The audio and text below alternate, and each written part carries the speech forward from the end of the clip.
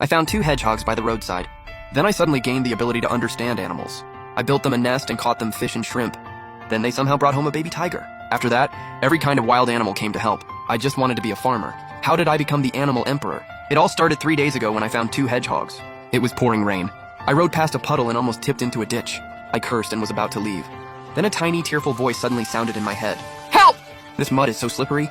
Mom, I can't climb out! I froze and looked around, but no one was there. There were only 2 filthy little hedgehogs in the mud. They kept trying to climb out, only to slide back down. Sweetie, don't panic. Mom will get you out. That voice came from the bigger hedgehog. She pushed against the baby's butt with her body, but as they reached the edge, they slid back down. Could I actually understand hedgehogs? After 3 stunned seconds, I reached into the pit.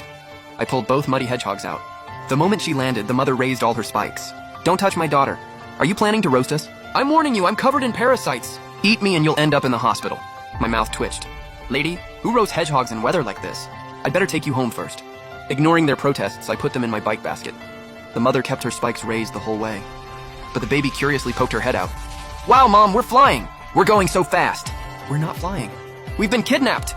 Less than 10 minutes later, we reached my rundown orchard. Once inside, I grabbed an old towel. Then I wiped all the mud off them. The baby hummed happily, but the mother still acted tough. Don't think I'll thank you just because you cleaned me. I was forced to accept it. After cleaning them, I left them alone. Then I sat under the roof and stared at the orchard. My parents had left it to me before they died, but it had been abandoned for years. I'd lost my job and my girlfriend had left me. Now I was back here all alone. Before I could think any further, the baby spoke. Mom, I'm hungry. I want big white grubs. Will you behave? Yes, I'm the best behaved kid ever. Good, then we're not buying any. I was completely speechless. Where did this mother learn lines like that? I flipped over some rotten boards and found a few grubs. Then I placed them in front of the pair. Grubs, real grubs! The baby's eyes lit up and she immediately bit one. The mother swallowed hard and stared at the grubs. I'm not eating human food. What if it's poison? She refused, but her nose kept twitching wildly. Why does it smell so good? It's not that I want one. I just hate wasting food. Yes, that's definitely it! 3 seconds later, she bit into a grub. She ate even faster than her daughter. I said nothing and walked into the woodshed. 20 minutes later, their hedgehog mansion was finished. The baby was the first to rush inside. She rolled around twice on the pine needles. Mom, come here, it's soft, warm, and smells amazing. Is this heaven? The mother froze at the entrance.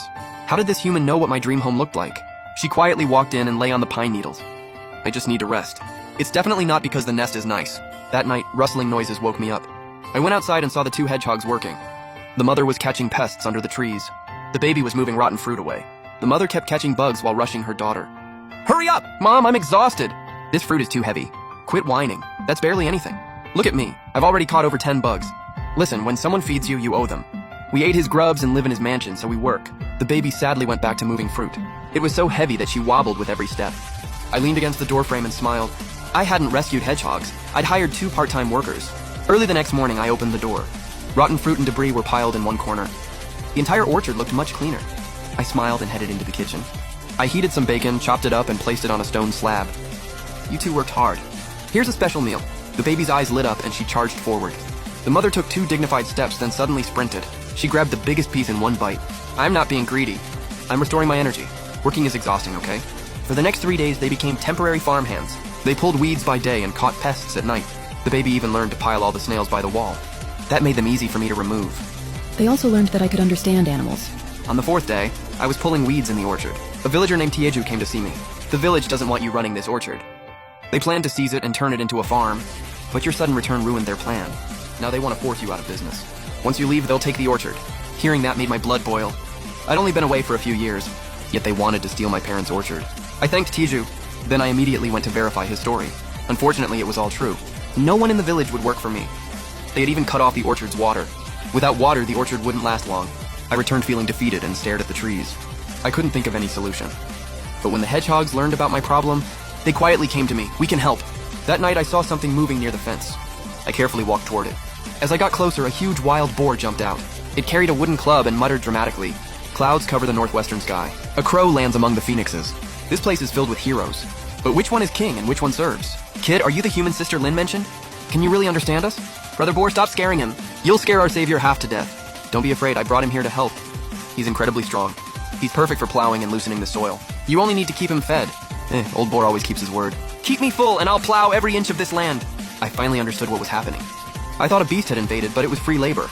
Much cheaper than hiring workers. I only had to feed him. I agreed immediately and brought out some rice bran. I mixed it with hot water and poured it into a large bowl. The boar's eyes lit up and he devoured it.